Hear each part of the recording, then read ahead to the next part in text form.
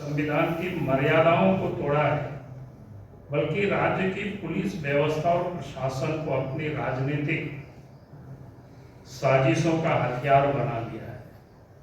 आज हम इस प्रेस कॉन्फ्रेंस के माध्यम से यह पर्दाफाश करेंगे कैसे हेमंत सोरेन, उनकी सरकार और कुछ भ्रष्ट अधिकारियों ने झारखंड की जनता के साथ विश्वासघात किया।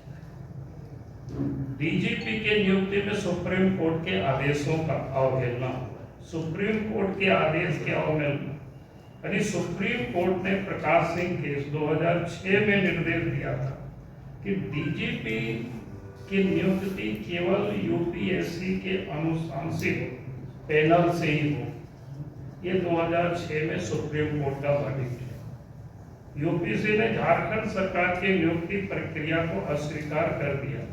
जो सरकार ने उस समय प्रक्रिया जो भेजा है उसको अस्वीकार कर दिया और इसमें भाग लेने से, यानी ये जो कमेटी में भी भाग लेने से उन्होंने मना कर दिया। फिर भी हेमंत सोरेन सरकार ने यूपीएससी को दरकिनार कर अपनी मनमर्जी से अनुराग गुप्ता को डीजीपी बना दिया, जबकि यूपीएससी की अनुशंसित सूची में नहीं।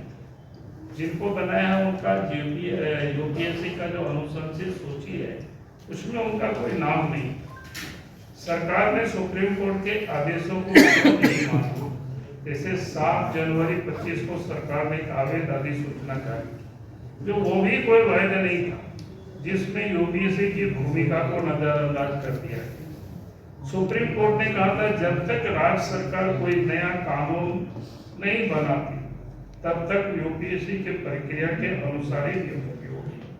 यह स्पष्ट है, ये समझने वाली बात है। जब सुप्रीम कोर्ट ने कहा कि भाई राज्य सरकार कोई जब तक कोई नए कानून नहीं बनाती तो कोई नया कानून बना सकता था, लेकिन इन्होंने इससे भी बाएं, जिसको क्या कहते हैं कन्नी काट करके किनारे निकल गए, यानी उसके अनुसार जो नियुक्ति होना था उसको इन्होंने। फिर भी राज्य सरकार ने इस पर ध्यान नहीं दिया और सुप्रीम कोर्ट के आदेशों की उन्होंने धज्जियां उड़ाई। अब हम सरकार से सवाल पूछना चाहेंगे, क्या हेमंत सोरेन खुद को सुप्रीम कोर्ट से ऊपर समझते हैं? क्या झारखंड सरकार एक विवादास्पद दागदार अधिकारी को बचाने के लिए कानून तोड़ रही है? आप सबको पता है कि चुनाव में गड़बड़ी के कारण 2 साल तक उस अफसर निलंबित रहे। निलंबन समाप्त हुआ, उसके बाद जब उनको डीजीपी बनाया तो पिछले चुनाव में भी आप सबको पता है उनको चुनाव कार्यों से बाहर रखा गया था। जैसे ही चुनाव समाप्त हुआ फिर से उनको पदस्थापित किया। यूपीएससी ने जब इस प्रक्रिया को नकार दिया तब भी सरकार ने इस पर आगे बढ़ने की हिम्मत कैसे की? कार्यकारी आदेश और अधिनियम का अंतर नहीं पता, क्योंकि ये क्या हेमंत सोरेन सरकार को कार्यकारी आदेश, एग्जीक्यूटिव ऑर्डर और अधिनियम एक्ट में अंतर का पता नहीं है। यानी इनको बताना चाहिए। सरकार ने 2025 में एक नियमावली बना दी, लेकिन इसके लिए कोई अधिनियम एक्ट पारित नहीं। कोई भी नियमावली बनता है तो उससे पहले एक्ट बनता है, एक्ट बनने के बाद नियमावली बनती है, लेकिन यहाँ इन्होंने एक्ट नहीं बनाया। विदाउट एक्ट के ही, बिना कानून के ही उन्होंने नियमावली बना दी। कोई भी सरकार सिर्फ एक कार्यकारी आदेश से अधिनियम नहीं बना सकती। अगर अधिनियम ही पारित नहीं हुआ तो नियम कैसे बनते? यह पूरी प्रक्रिया जानबूझकर लागू की गई थी। यानी एक प्रकार से कहें तो पूरी प्रक्रिया ही अनवैलिड है। भाई आपने जब कोई एक्ट नहीं बनाया तो आप नियमावली कैसे बना सकते? अब हम सवाल पूछना चाहते हैं कि राज्य सरकार ने 2025 की नियमावली को भूतलक्षी प्रभाव से लागू करने की कोशिश क्यों और कैसे की? क्या झारखंड सरकार बता सकती है इससे पहले कौन सा कानून भूतलक्षी प्रभाव से लागू किया गया था? राज्य सरकार के अधिकारियों ने इस अवैध प्रक्रिया को कैसे अनुमति दी? आश्चर्य है, इसके बैठक में, कमेटी के बैठक में चीफ सेक्रेटरी है, होम सेक्रेटरी है, रिटायर्ड हाईकोर्ट के जज हैं, और इसके बाद इस प्रकार के निर्णय को किया गया और इसको आगे बढ़ाया गया।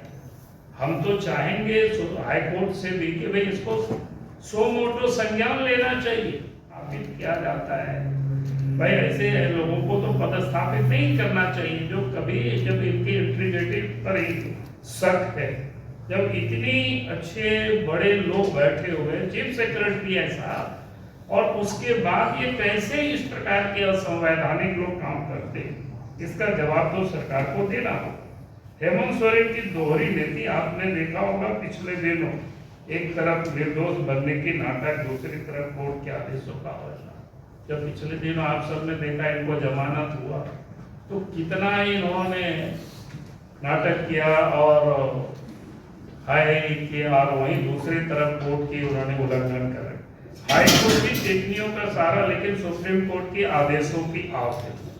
हेमंत सोरेन घूम घूम कर हाई कोर्ट की टिप्पणियों का इस्तेमाल कर कोर्ट को निर्दोष साबित करने का प्रयास किया है, लेकिन जब बात सुप्रीम कोर्ट के आदेशों का पालन करने की आती है तो वही खुलेआम उसे तोड़ते हैं। हम सवाल पूछना चाहते हैं, जब सुप्रीम कोर्ट ने यूपीएससी पैनल से नियुक्ति का आदेश दिया तो उसे क्यों नजरअंदाज किया गया, बताना चाहिए। हाई कोर्ट के आदेशों का हवाला दिया जाता है लेकिन सुप्रीम कोर्ट के आदेशों का पालन क्यों नहीं किया जाता है? क्या यह नहीं दिखाता कि यह सरकार संविधान और कानून को सिर्फ अपने फायदे के लिए इस्तेमाल करना चाहती है? झारखंड हाईकोर्ट के पूर्व जज की भूमिका और न्यायपालिका पर क्या न्यायपालिका को कमजोर करने की साजिश? झारखंड उच्च न्यायालय के पूर्व न्यायाधीश इस पूरी प्रक्रिया में सरकार के साथ शामिल बताए जा रहे हैं। अगर पूर्व न्यायाधीश खुद राज्य सरकार के इस अवैध कार्य में शामिल हो जाएंगे तो न्यायपालिका की निष्पक्षता पर क्या असर पड़ेगा? बीजेपी मांग करती कि झारखंड हाईकोर्ट के मुख्य न्यायाधीश इस मामले का स्वतः संज्ञान ले और इसकी जनहित याचिका पर सुनवाई करे। हम यह भी मांग करते हैं कि झारखंड सरकार ऐसे पूर्व न्यायाधीशों को किसी भी सरकारी पद पर नियुक्त न करे। हम सवाल पूछना चाहते हैं, क्या यह न्यायपालिका को कमजोर करने की कोशिश है? पूर्व न्यायाधीश की भूमिका की जांच कौन करेगा? कानून का मजाक अनुराग गुप्ता का रिकॉर्ड। झारखंड का सबसे विवादास्पद आईपीएस अफसर डीजीपी अनुराग गुप्ता चुनावी कदाचार में लिप्त थे, जिसका कारण 2 वर्षों तक निलंबित रहे। उसके खिलाफ एफआईआर दर्ज हुआ। अगर यह अधिकारी चुनावी धांधली में शामिल था तो इसे बीजेपी क्यों बनाएगा? हम सवाल पूछना चाहते हैं, क्या हेमंत सोरेन सरकार भ्रष्ट, दागदार, विवादास्पद अधिकारियों के सहारे ही चल सकती है और ऐसे अधिकारियों को महत्वपूर्ण जिम्मेदारी देकर उन्हें बचाने में क्यों लगी रहती है? क्या चुनावों में धांधली के पुरस्कार स्वरूप अनुराग गुप्ता को डीजी बनाया गया है? जो अधिकारी अपने गलत कार्यों को लेकर वर्षों निलंबित, जिसकी नौकरी की वास्तविक उम्र सीमा अगले 30 अप्रैल को समाप्त हो रही है, उसे गलत तरीके से बीजेपी बनाने की इतनी जल्दीबाजी और जरूरत क्यों है? बीजेपी मांग करती है कि बीजेपी के अवैध नियुक्ति को तुरंत रद्द किया जाए। यूपीएससी द्वारा अनुमोदित सूची से ही बीजेपी की नियुक्ति हो।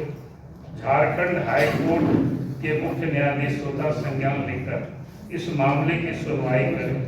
सुप्रीम कोर्ट इस अवमानना मामले में राज्य सरकार के खिलाफ कड़ी कार्रवाई करे। अनुराग गुप्ता के कार्यकलाप की जांच सीबीआई से कराई जाए। हाई कोर्ट के ऐसे पूर्व न्यायाधीश को किसी भी सरकारी पद पर नियुक्त न किया जाए जो खुद सुप्रीम कोर्ट के अवमानना सहभागी बन गए। इसका अर्थ है झारखंड को भ्रष्टाचार मुक्त और कानून का सम्मान करने वाली सरकार चाहिए, न कि ऐसी सरकार जो सुप्रीम कोर्ट के आदेशों की धज्जियां उड़ाए और अपराधियों को बचाए। बीजेपी न्याय के खिलाफ हर स्तर पर संघर्ष करेगी। बहुत बहुत धन्यवाद।